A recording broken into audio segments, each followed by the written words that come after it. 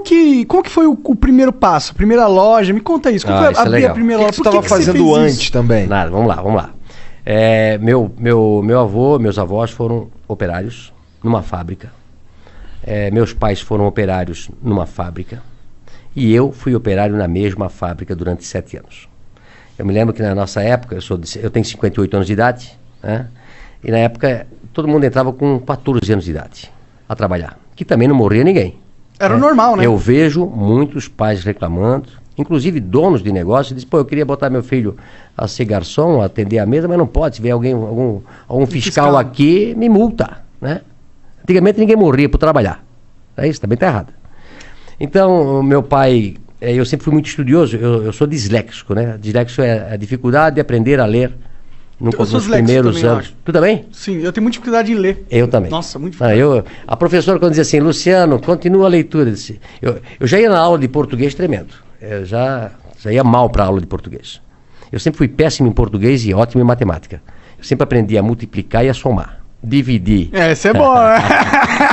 Eu sempre aprendi muito. Essa é boa, né? É somar e multiplicar. Dividir e diminuir, não aprendi nada. Agora, eu era péssimo em português. E não entendia, porque se eu era bom em matemática e não era burro, né? Por que quando eu ia na aula de português, aquilo me passava mal, amanhã tem aula de português.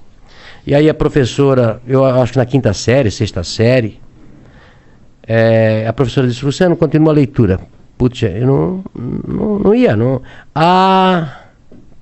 E os outros meus amiguinhos lendo atrasômetro, a burocracia. Começava a gaguejar, o pessoal começava a rir. E aí, eu não entendia. Aí eu pensei, o que eu vou fazer? E eu comecei a estudar em casa. Eu comecei a ler gibi na época, né? Livro, tudo que jornal, tudo. Eu vou tentar aprender a ler para eu não passar vergonha na coisa. E isso foi durante até os 12 anos de idade. Então eu sempre falo, né? Eu aprendi a ler só com 12 anos de idade. Imagina se eu tivesse aprendido com 7 anos, né? Esse era o Bill Gates. Tava melhor ainda, né? Tava melhor ainda. Tá com uma carinha então, assim, quem é disléxico, quem tem filho disléxico, tá? Ele não é burro, ele não é malandro. Ele aprende de maneira diferente, né? Procura um fonoaudiólogo. Como é que eu descobri depois que eu era coisa? Porque eu tive filhos depois na escola com dislexia, né? A gente fez simpósio. A nossa cidade tem colégio, a Cultura, que é especializado em quem é disléxico, né? Os Estados Unidos tem escola para disléxico, onde todo mundo é disléxico. Recentemente eu recebi um tudo audiobook. Não, aprende através do silábico. Entendi. Beabá. Hoje é construtivismo, você aprende a ler a letra inteira. Uhum. Isso é um erro do Brasil aí, tem que mudar essa. O Brasil é assim, acho que a França é assim, a parte oeste americana é assim, que aprende menos do que o silábico. Pode crer. Tá? Então, aí a gente mandou professores para Curitiba para ensinar meus filhos a ler de maneira... Não, homeschooling não pode, cara. Crime. É crime, homeschooling não pode.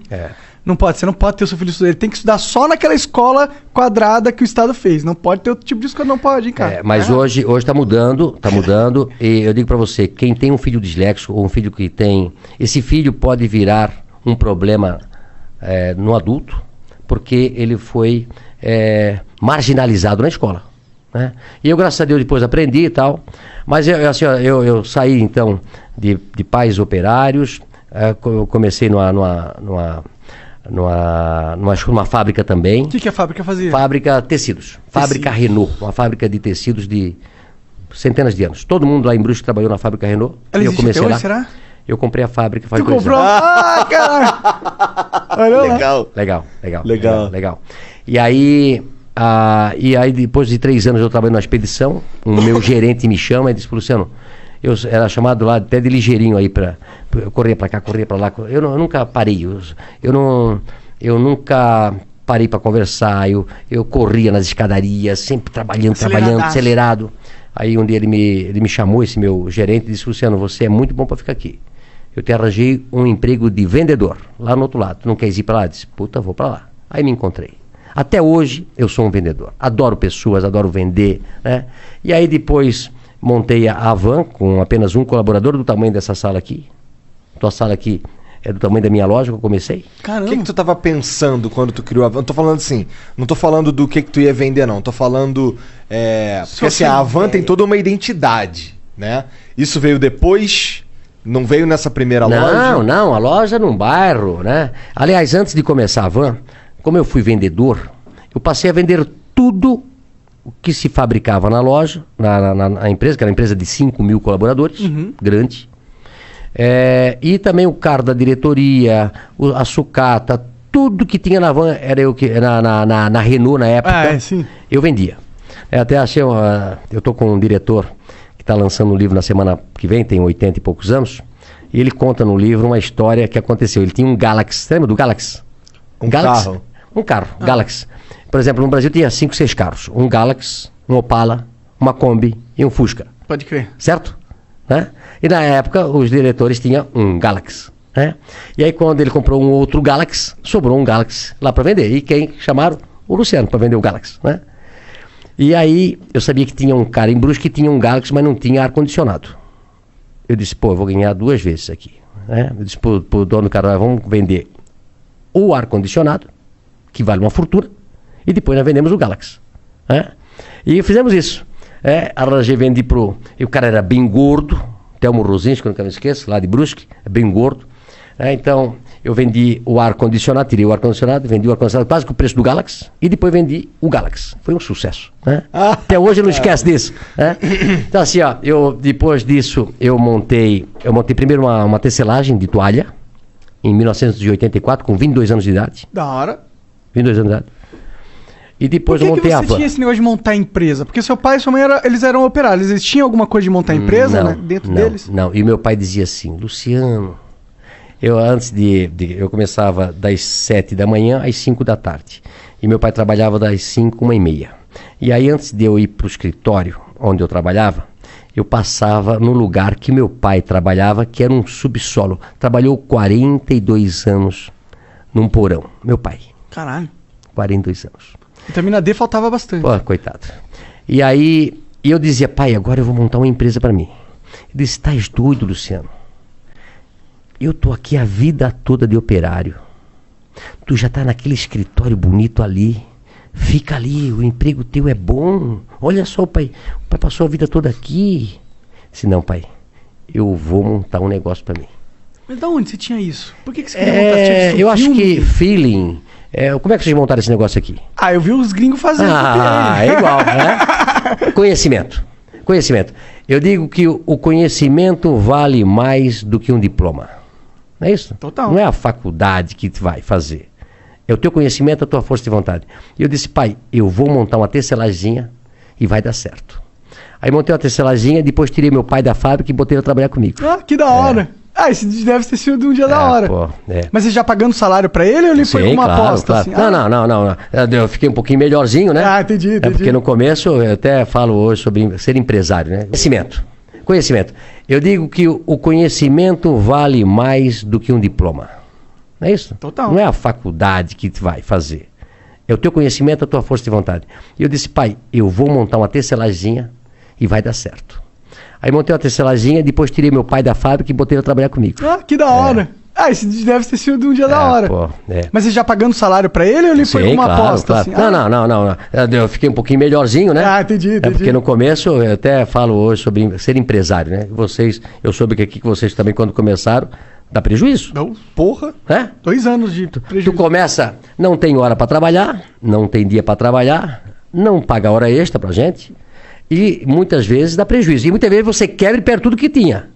É verdade. Então, como eu tinha 22 anos de idade, eu vou tentar. Não tinha namorado, não tinha casado ainda, nada. E a tecelagem foi muito bem. Tirei meu pai da fábrica. E aí depois, 2 anos depois, montei a Van. 1986, com 24 anos. Eu e Vanderlei. A Van. Hang e Vanderlei. Um sócio que eu tive durante 5 anos. Entendi. Mas o que aconteceu com a tecelagem? Ela cresceu? Não, aí a tecelagem trabalhei durante até 90 e pouco, uns 10 anos. Tendo a Van junto. Junto, né? Entendeu? E depois eu vendi a tecelagem. Entendi. Quem que era esse seu sócio aí do começo? Vanderlei. Quem que... Era um supervisor de vendas que trabalhava comigo na Renault. Entendi. Aí ficamos 5 anos juntos, separamos, ele tem a empresa dele hoje e a Van continuou. Pode crer, ele meio que comprou tua parte, é isso? Não, não, na realidade a gente dividiu, ele fez a Vantex e eu continuei com a Avan. Pode crer. O que faz a Vantex? A Vantex vende tecido ainda hoje. Ah, entendi. Pode crer. E aí, como que foi essa primeira loja? Imagino que deve ser legal pra você ter um negócio físico, receber clientes. É diferente da tecelagem que você fazia antes, que é negócio pra empresas, né? A tecelagem você vende pra alguém vender, né? Isso. E também é engraçado o seguinte, olha só. Eu comecei a tecelagem fazendo tecido pra roupa de cama. E aí um dia eu fui vender a roupa de cama para um atacadista.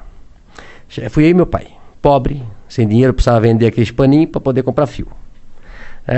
No começo assim, eu tinha um Fiat amarelo ovo, 4 pneus quadrados, não tinha dinheiro para comprar, na época era câmara de ar, né? Furava o pneu, já gastou todo, ele solta a cinta, um pneu velho, quando ele está tudo gasto, ele solta a tinta e começa a sair os ferrinhos para fora. É isso? Eu tive carro assim. Um Fiat amarelo, 147. E aí eu fui vender as pecinhas com meu pai. E aí eu cheguei lá nesse lugar e o cara disse, olha, eu pago R$10 essas tuas pecinhas de pano aí. E o preço era 20. Eu disse, pô, mas o meu custo é 20, eu não posso vender por 10. Não, mas é o que eu pago. Então, vendi as pecinhas, precisava de dinheiro. Aí falei pro meu pai, passa esse trabalho todo. Tem que comprar fio, tem que fazer o pano, tem que tingir tudo. Aí me custa 20. Eu venho daqui e venho vender por 10. Aí o cara pega por 10 e vende por 100. Eu disse, meu negócio não é fazer tecelagem, meu negócio é botar uma loja. E montei a Van por isso. Tu acredita? Faz sentido. Falou, pô, vou entrar na linha que ganha mais. A Van cresceu com muito mais velocidade, né? E aí de uma loja de um funcionário, comecei com um funcionário. Passei 3 anos depois para uma loja de 3 mil metros quadrados. E depois era tanto movimento que a gente fez a primeira Van com a fachada da Casa Branca. Mas, pô, me conta um pouco mais sobre a primeira loja. O que você vendia exatamente nela? Nós montamos a primeira loja e nós vendíamos tecido em metro. Tecido. Tecido em metro. Tecido. Como eu era vendedor de tecido, né? Aí eu montei uma loja de tecido. E aí Brusque se tornou um polo de confecção, ainda é hoje. Hoje Santa Catarina é o maior polo têxtil do Brasil, passou São Paulo. O maior produtor têxtil do Brasil é Santa Catarina. E nós, lá na época, em 86, montei um atacado para vender para confecções, que começaram a vir ônibus para nossa região para comprar. Por isso que eram vários ônibus. Isso. Entendi. E aí a gente começou a vender tecido naquela lojinha, aí montou a loja de 3 mil metros, depois montamos uma loja... Essa de 3 mil metros era o quê? Só tecido também? Só tecido também. Aí depois comecei com cama, mesa e banho. Aí fiz a loja de 8 mil, aí quebrou uma empresa próxima, a gente comprou. Aí quebrou depois um shopping e hoje nós temos 55 mil metros quadrados. É a maior loja do Brasil. Talvez a maior loja da América Latina. Que da hora. Tem 3 salas de cinema, 2 praças de alimentação. Nossa, é um shopping. É um shopping, literalmente. Só que você compra tudo num só lugar, né? Como vocês conhecem lá de Curitiba. Quando que deu esse pulo de tecido pra ter tudo, móvel, talher, roupa? Isso foi aumentando a loja, a gente foi escutando os clientes, aí começamos a botar cama, mesa e banho, aí começamos a botar tapete, aí depois... olha só como é que as coisas. Aí começa a namorar com a Andréia, aí foi passando os anos, ela vai ficar louca comigo que eu vou falar. Vai, eu quero ouvir agora. Aí ela Como chegou... É teu nome, cara? Lucas. É a cara do Lucas. A cara do Lucas. Caralho. Aí um dia a André disse, olha, já estás me enganando aí faz 6 anos. Tem que casar. Eu disse, não tenho tempo. Tem que trabalhar 24 horas por dia. É uma loucura. Eu tendia 150 horas por dia. É uma loucura, Tu tava lá na frente, na loja direto. Não, direto. Eu ia dormir 1, 2, 3 horas da madrugada, porque eu importava muito na época da Coreia e tal, e lá é o inverso. Sim. Né?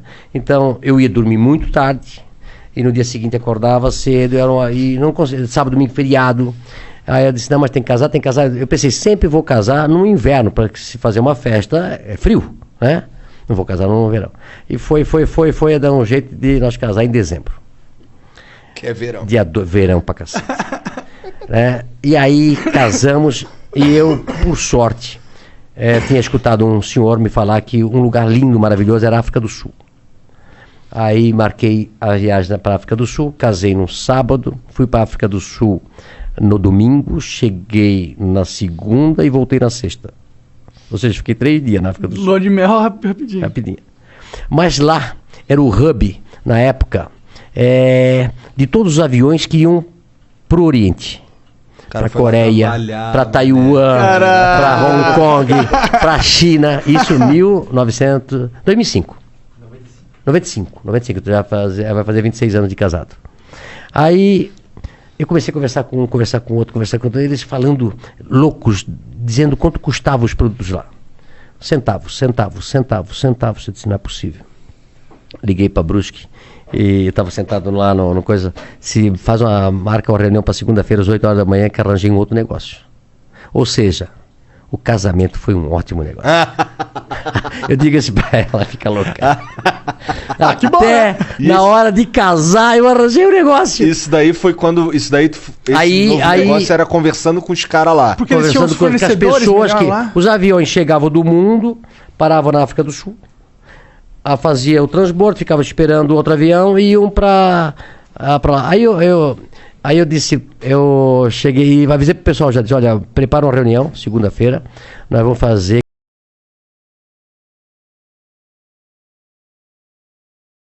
uma loja de importados.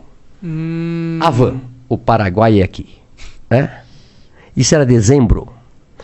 Dezembro eu fui pro Paraguai, via mais ou menos o que eles vendiam lá. Janeiro já fui para Las Vegas, tem uma feira de importado, tinha lá. E no ano seguinte já fui no mês seguinte já fui para China, para tudo quanto é lugar. E aí começamos a importar produtos importados na época que o dólar estava muito defasado. Mas foi um sucesso quando a gente abriu, então eu incorporei todos esses produtos aí que se vê hoje. Foi nessa época aí. Entendi, foi do caraca, o cara tirou do casamento a Havan moderna. Mas tu sabe de uma coisa? O Brasil, eu tenho falado bastante isso, e falo isso para os meus compradores, que nós só devemos importar aquilo que for 30%, 40% mais barato lá fora. Tentar comprar tudo que for possível no Brasil. Nós temos que gerar emprego no Brasil. E sabe por que a gente não gera mais emprego no Brasil? Tem algumas... Por causa dos impostos. Né? Bom, nós temos a maior carga tributária do mundo. O Brasil na década de 80, de 70, exportava tudo. Exportava louça, exportava toda a indústria nacional, exportava para o mundo todo. E por que nós fomos perdendo competitividade? Lá atrás, a carga tributária era 18, 20, 22, 24. E hoje chega a quase 50% de tudo que a gente produz. Sim. Ou seja, tudo no Brasil é muito caro. E aí os outros países começam a competir com a gente.